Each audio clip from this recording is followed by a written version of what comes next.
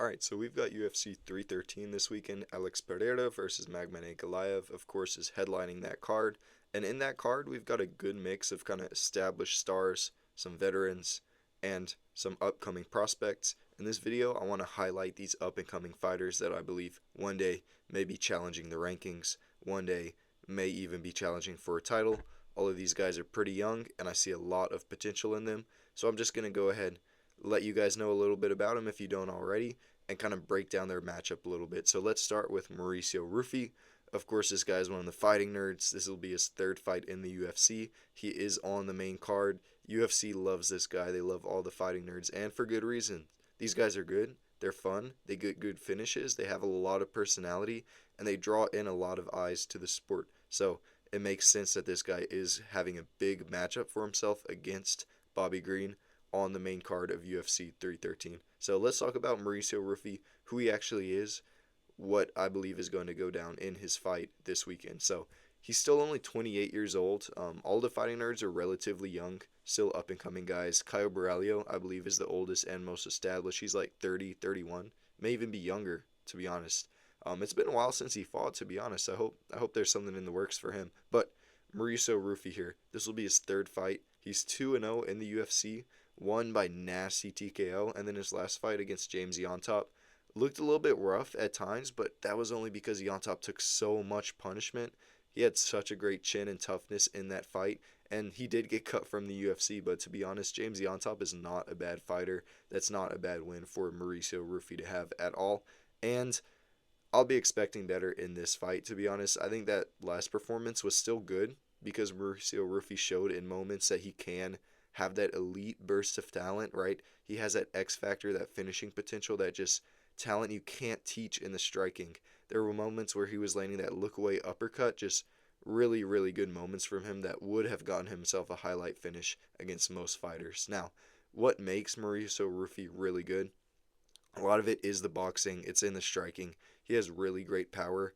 A lot like Gene Silva, to be honest, in the way that he's dynamic, right? He's going to hit you with spinning elbows. He's going to hit you with uppercuts, jabs, right hands, hooks. He's going to kick you. He's going to kick high, low to the body. He's going to go everywhere. But what kind of separates him from a lot of the other fighting nerd style? He has super low output, which isn't necessarily a good thing. But for him, it has tended to work out in the past because when he does go for that shot, it's going to be something unexpected. It's going to be something powerful. It's going to be something dynamic. And it's going to be something that has a lot of potential to put you out. Now, against Bobby Green in this matchup is a massive step up from him. The last couple guys he were fighting were kind of at the very bottom of the lightweight division, and that's not to say they were bad fighters, because anybody in the UFC lightweight division has to be solid. It is such a competitive division there, and there's not much that really separates the bottom of lightweight from like just outside the rankings, because just a little bit extra skill will take you a long way at lightweight because it is so condensed, it is so competitive. So expect a really good, exciting fight from Mauricio Ruffy against Bobby Green. Ruffy's not dumb. He understands that he is getting a spotlight on this card, even though he's only had two fights in the UFC, right? He understands that he has to justify the faith that the UFC has in him to perform, and not only perform, but to perform excitingly. Bearing that in mind, Bobby Green is an extremely good boxer, right? We've seen him outbox a lot of guys that are top level, or at least hang with them. He hung with Dustin Poirier in moments in their fight a long time ago, but he's older now. Mauricio Ruffy is going to overpower him physically in just about every way. It's kind of a setup here for Mauricio Ruffy to get a big win against a big name guy and kind of leapfrog himself into those rankings, or at least in the talk for a shot at the rankings. Keeping that in mind, it still is a big step up in competition.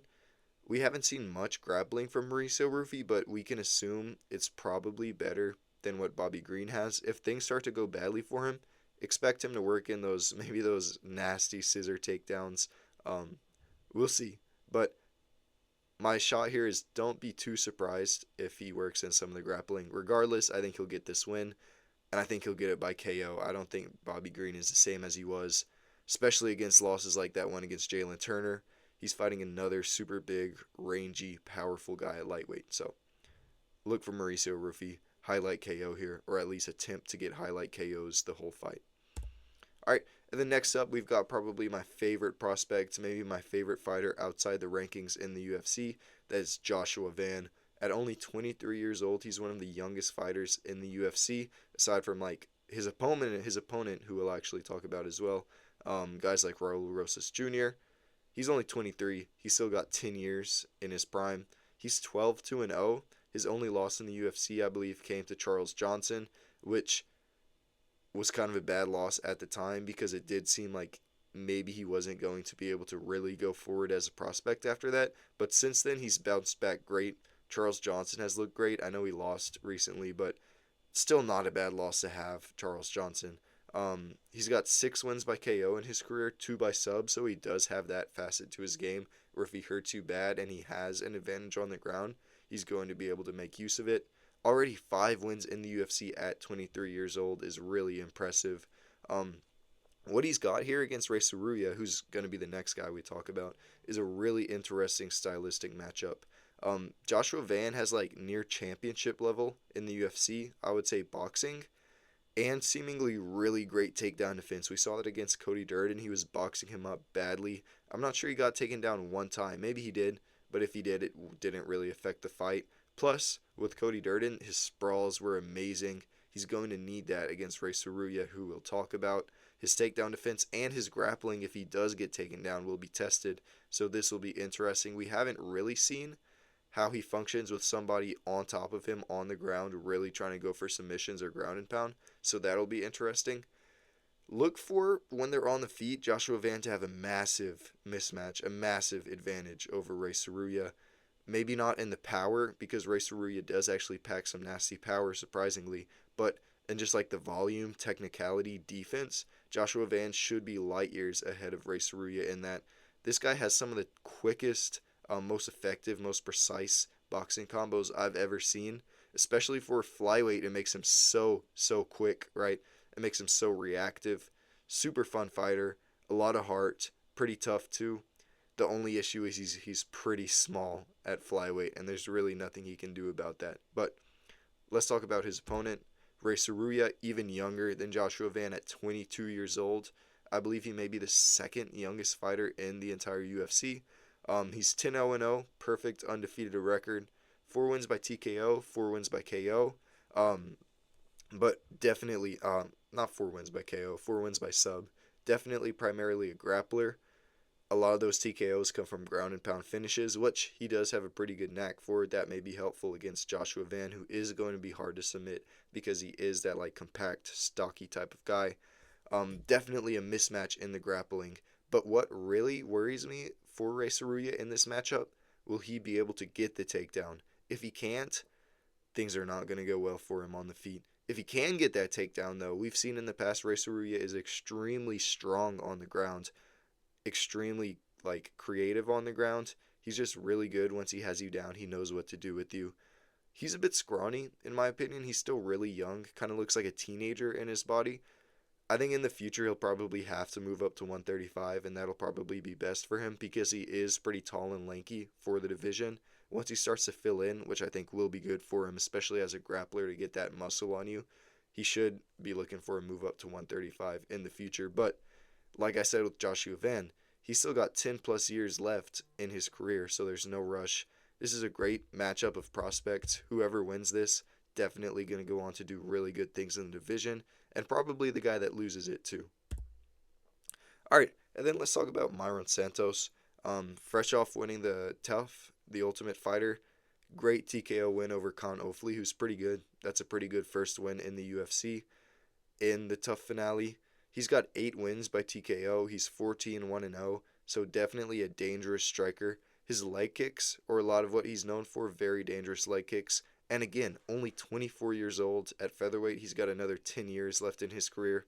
Very technical kickboxing style, but adapted well to MMA with the calf kicks, with the guard. He's fighting Francis Marshall. Francis Marshall, I don't want to talk down on Francis Marshall, but to be honest, he's not anywhere near good competition for the UFC. Definitely at the bottom of the barrel of the UFC, and I believe coming off a couple losses. Mairon Santos will be looking to put on like a spectacular KO type of performance here. The win isn't enough in this type of matchup because this is a type of matchup where you put your prospect against a guy that really needs to save himself by getting a win. And Mairon Santos will, I'm sure, be expecting to get a KO win here. Let's move on to Djorden Santos. 27 years old at middleweight, I believe. So, again, 10 plus years left in his career at that weight class. 10-1-0, Brazilian guy. 3 wins by TKO, 4 wins by sub. So, really well rounded, especially at middleweight where a lot of guys are not well rounded. His only loss was 9 years ago in 2016. When I see that on a prospect's record, you don't really have to think about that loss as much. You can look at how it happened, right? But you don't have to think, are those holes still in his game, right? Especially when he was 18 years old at the time. That's not really something that shows. What I'm saying is there's not much difference between a guy that's 10-1-0 9 years ago and a guy that's 11-0 right now. So I wouldn't take those losses too much into account. And since then, he's looked really good on the Contender Series. Now he's fighting Ozzy Diaz, who, like I said with Francis Marshall, don't want to talk down on Ozzy Diaz. He's just not a top guy or relatively close to being a top guy at middleweight. This is something that Djorden Santos has the opportunity to go out, put on a good performance, get a KO, build his name, get a better opponent for the next one. Kind of a layup. So Djorden Santos, I believe, will be coming out with the KO as well. These are some fun guys to watch on the card. Probably going to be fun guys to watch as their career goes on too. And yeah, that's the video for today. Thanks for watching. I'm excited for UFC 313. Let me know which fights you're looking forward to. Obviously, the Pereira versus Ankalaev. I may make a breakdown going forward with that. So leave comments. Let me know. I'll write you back. Have a good day.